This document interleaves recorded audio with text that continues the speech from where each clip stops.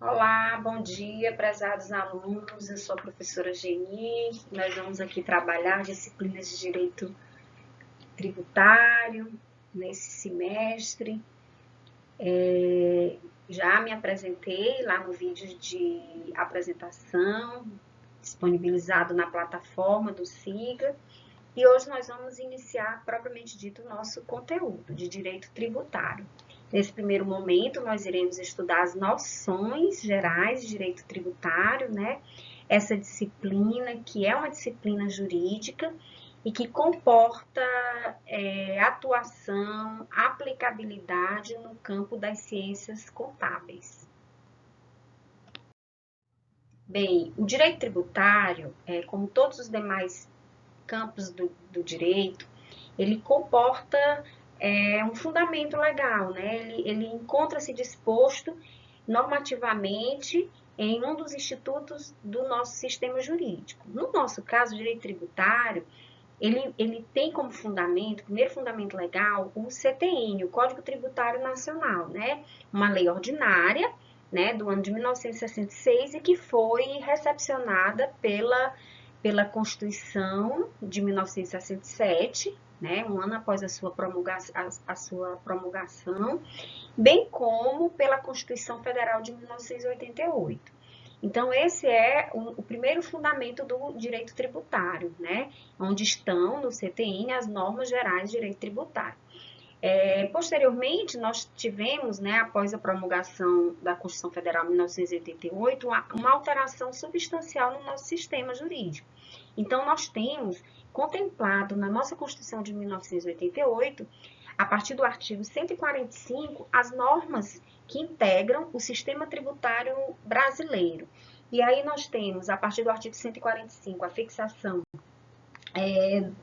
dos entes políticos capazes de atribuir, de criar atributos, né, que é a União, os estados, o Distrito Federal e os municípios, com suas respectivas competências. Nós temos ainda um tópico específico que trata das limitações a esse poder de tributar, né, esse poder de criar tributos, tributos estes, né, impostos, taxas, contribuições de melhoria, empréstimos compulsórios e as contribuições sociais, que uma vez instituídos são de cumprimento obrigatório por parte dos contribuintes, né? Esses que são os sujeitos passivos dessa relação jurídica estabelecida normativamente, né, através desses fundamentos legais, onde de um lado nós temos o fisco, né, o poder público instituinte, né, o ente público instituinte, né, ou a União, ou o Estado, ou os municípios, e de outro lado nós temos os contribuintes, que são os obrigados a cumprir com esse comando normativo no que toca ao pagamento dos tributos instituídos pelo poder público. Bem, antes da gente iniciar, nesse primeiro momento da nossa aula, aspectos atinentes às espécies de tributo, que é um dos objetivos da nossa aula, nós vamos estudar uma parte introdutória. Essa que diz que o direito tributário, ele já integrou, já fez parte do direito financeiro, né? Então, o que a gente tem?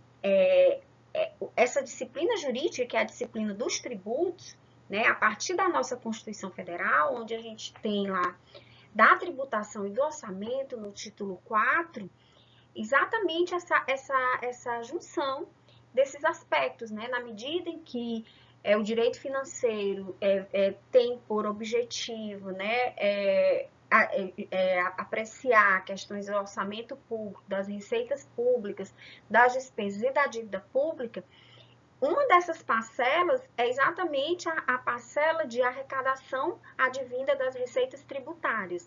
Então, em face disso, o direito tributário, inicialmente, ele compunha o direito financeiro.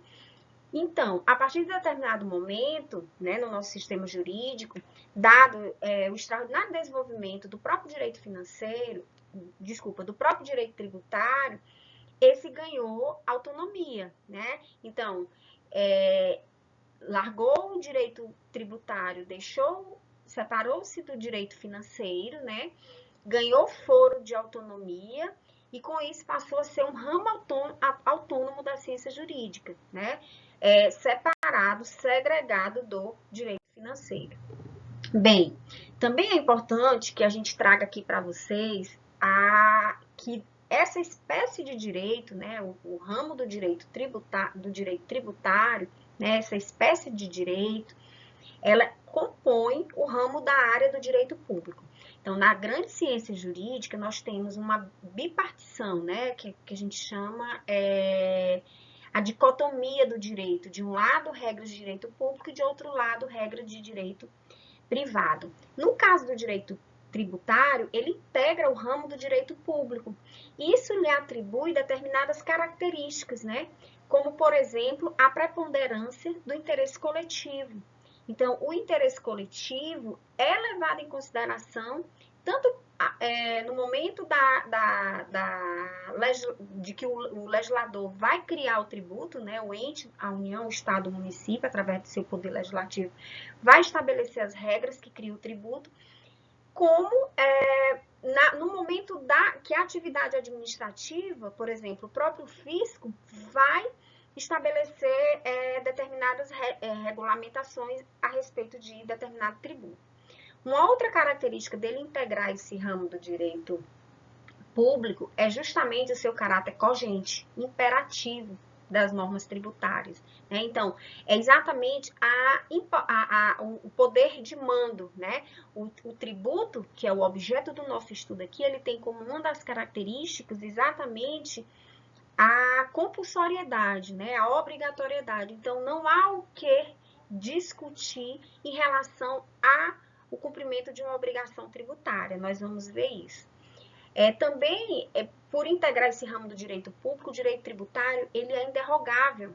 Então, os sujeitos da relação jurídica tributária, no caso, o fisco de um lado, né, através da sua atividade administrativa, e o contribuinte do outro, eles não podem ceder ou facultativamente deixar de cumprir as obrigações que foram criadas por leis para ambas as partes.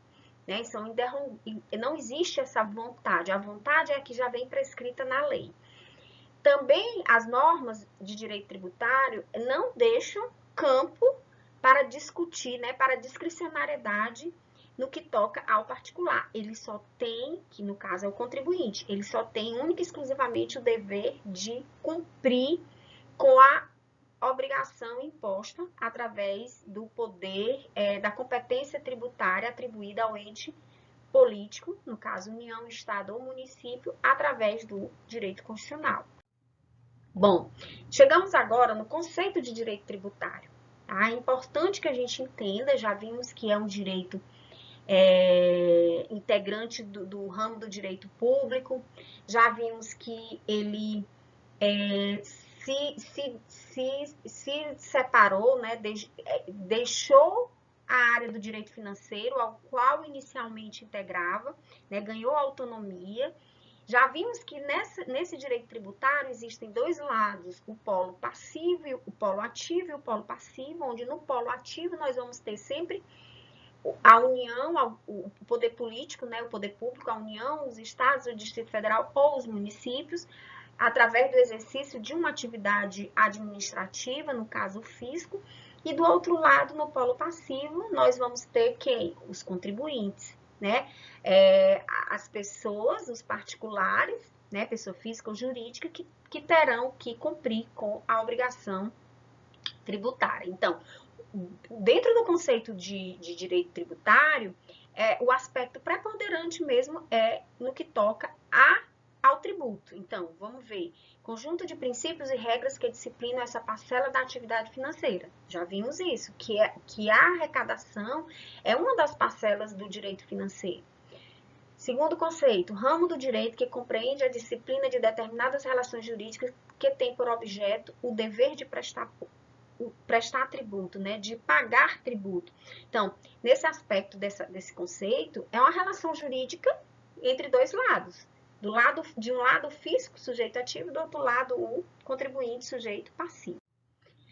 É bem interessante esse conceito de Amaury Mascaro, que fala: o direito tributário é a disciplina jurídica dos tributos.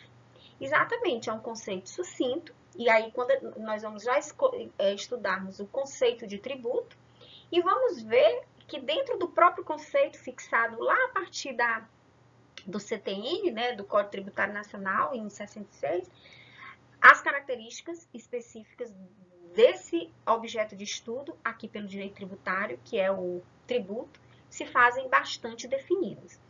Então, um outro conceito que a gente traz aqui é o do Carvalho, ramo didaticamente autônomo do direito integrado, pelo conjunto de proposições jurídicas normativas que correspondam, direto ou indiretamente, à instituição, arrecadação e fiscalização de tributos. Então, vejam, o tributo é o objeto de estudo do direito tributário. E, por fim, esse conceito de Machado, que diz ramo do direito que se ocupa das relações entre o fisco e as pessoas jurídicas, a imposições tributárias de qualquer espécie, né?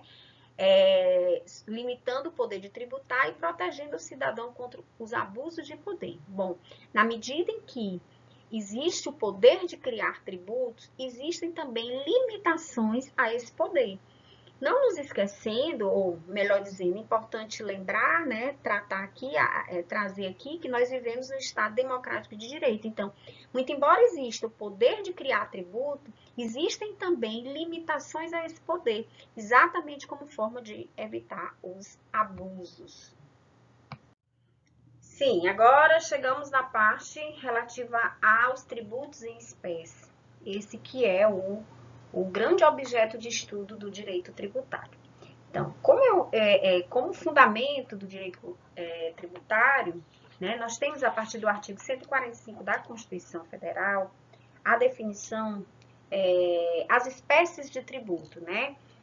Porém, antes de estudarmos os aspectos constantes na Constituição, né, a partir do artigo 145, nós vamos tratar aqui exatamente acerca do conceito de tributo. Esse conceito que encontra-se definido no nosso CTN, lá no artigo 3º, que diz: tributo é toda prestação pecuniária compulsória em moeda ou cujo valor nela se possa exprimir, que não constitua sanção de ato ilícito, instituída em lei e cobrada mediante atividade administrativa plenamente vinculada. Esse é o texto do artigo 3º do Código Tributário Nacional, e de onde nós iremos analisar agora algumas das suas características, né? Que esse conceito ele já traz, já especifica quais são as condições e quais são os elementos que integram o tributo. Então, o primeiro desses elementos, né, ou característica do tributo, é exatamente a questão da pecuniaridade, né, o caráter pecuniário, como prestação, como obrigação a ser paga em moeda. O segundo elemento é a compulsoriedade, a obrigatoriedade, o dever jurídico, né, imposto pela lei que cria o tributo, de prestar aquela obrigação, de prestar o pagamento do tributo, né, o que é imposto por lei, abstraída vontade de qualquer uma das partes, seja no lado da administração, que é o fisco, seja no lado do contribuinte, né? Então, o terceiro elemento é a natureza não sancionatória da lei, não sancionatória de ilicitude, né?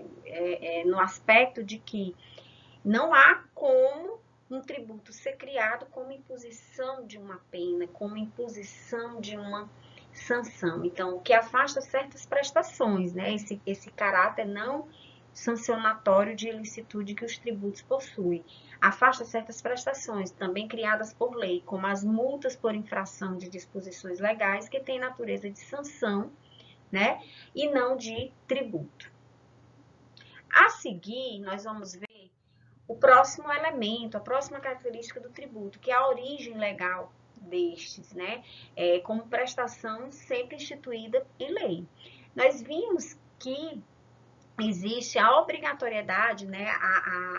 Não há discricionariedade. Então, o tributo, ele não depende da vontade das partes.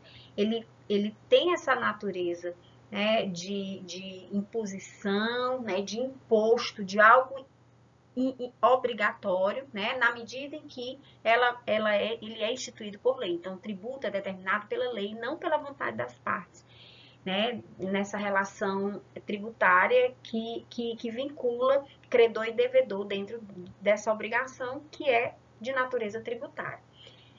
O quinto elemento é a natureza vinculada, né? A própria origem legal do tributo já atribui essa natureza vinculada, a vinculada ao que está na lei.